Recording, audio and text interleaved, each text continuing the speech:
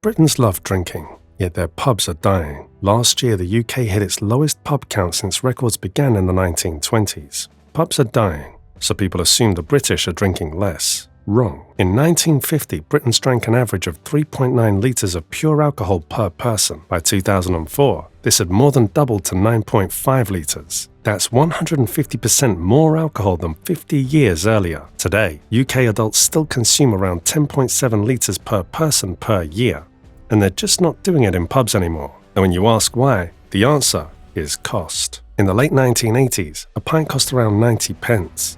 Today, it's closer to £5. In London, some reach £9.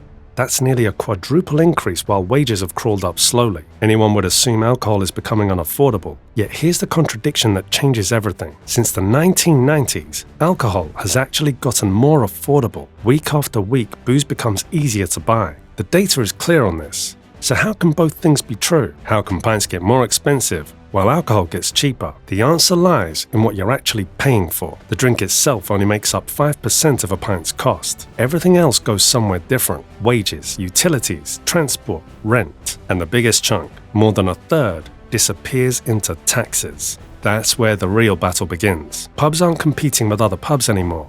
They're fighting cocktail bars, off-licenses, and most dangerously, supermarkets. And supermarkets have figured out a trick the pubs can never use. It starts with a tax rule designed to help struggling businesses. Normally, shops add 20% tax to what they sell, but there's an exception. If something sells at a loss, that tax vanishes. Supermarkets exploit this ruthlessly.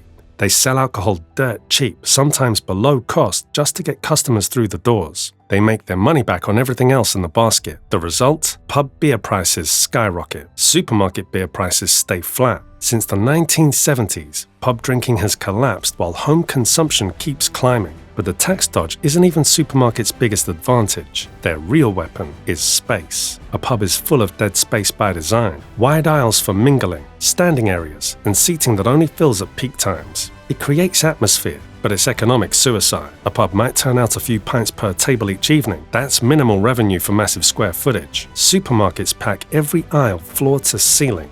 Hundreds of units shift daily from the same space a pub uses for 3 tables. As rents explode, squeezing revenue from every square foot becomes survival. Supermarkets are built for this.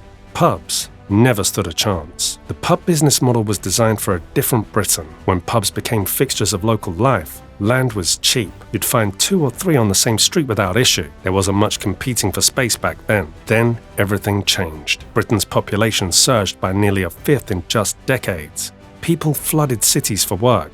Housing prices increased almost 5 times within a generation, and pubs, with their inefficient use of space, became sitting targets. In the late 1980s, the average pub landlord paid around £7,000 yearly in rent. Today, it's closer to £37,000. More than a fifth of a pint's cost now goes straight into covering rent. Margins that were already razor-thin got crushed completely. Developers spotted an opportunity.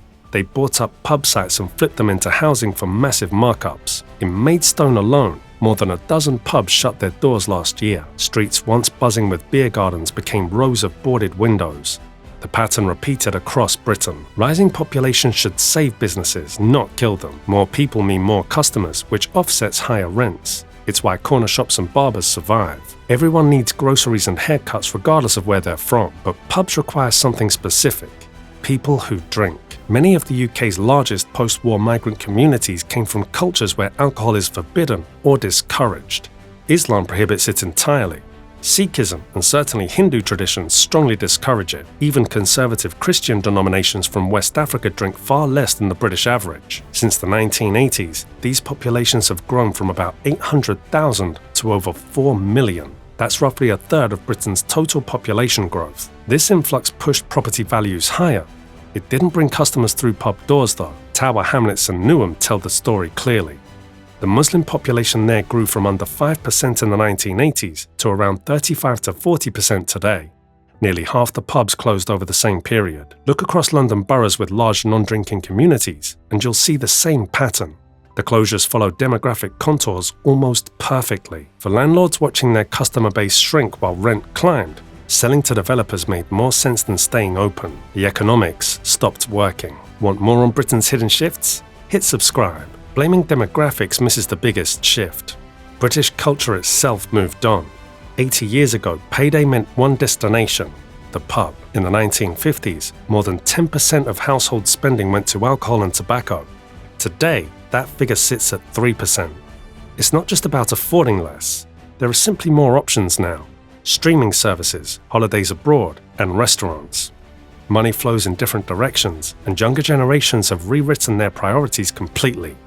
Instead of shared spaces like pubs, time and money go into personal improvement.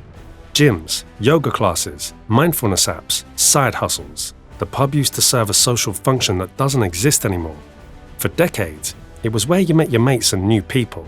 A few drinks at the bar, and that's how relationships started. Dating apps killed that entirely. Today, more than half of young adults in the UK have used a dating app. Around 1 in 3 relationships now begin online. The pub's role as a meeting place is obsolete. Nobody needs it for that anymore. Pubs are dying from multiple wounds at once. Supermarket competition, tax advantages they can't match, skyrocketing rents, demographic changes, cultural shifts, and new technologies. It's a perfect storm. But here's what nobody wants to confront. Maybe this isn't a crisis at all. Pubs are iconic. They're celebrated in literature, music, and politics. It's hard to imagine Britain without them. But culture isn't static. It never has been. And pretending otherwise ignores history.